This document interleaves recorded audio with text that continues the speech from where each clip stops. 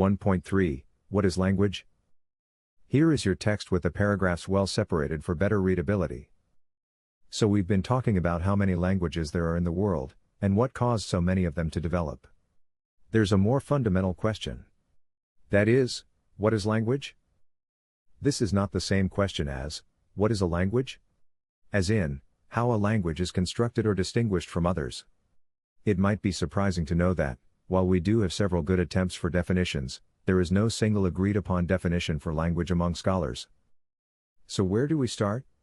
Well, we start by looking at the characteristics that we can observe about how people are using language in the world. And the most fundamental observation that we can make is that language exists for communication. That is its foundational function. Languages are not simply collections of well-formed strings of sounds and words. They're part of who we are. From a theological perspective, we are made in God's image to be creative and with a drive to communicate and to be in community.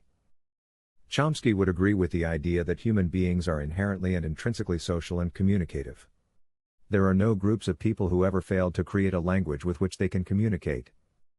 One of the early thinkers in the modern linguistics era, Edward Sapir, offered this as a possible definition for language.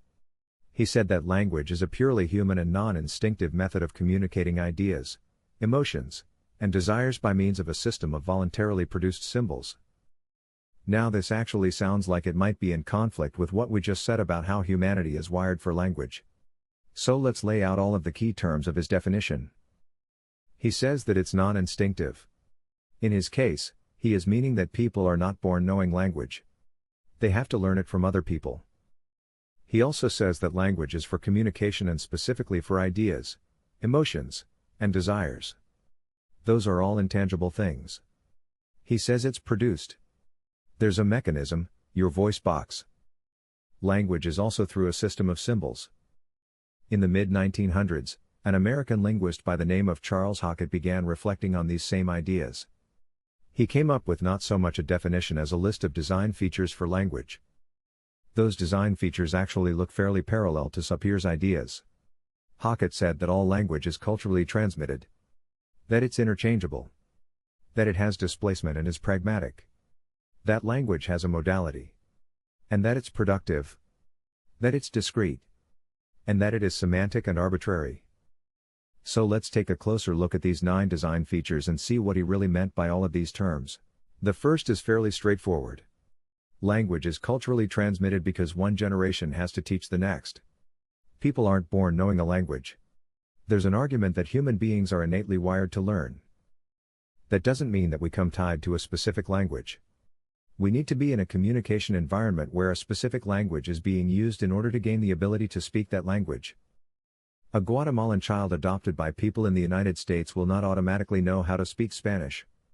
The child will learn English and only learn Spanish if there's a Spanish community he can learn from.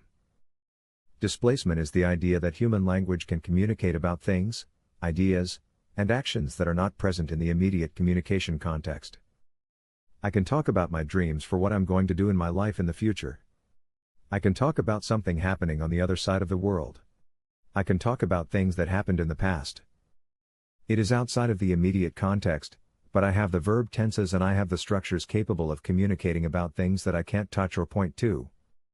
For language to have a modality simply means that we use sound, or in the case of sign language, we use gestures, to communicate our meaning.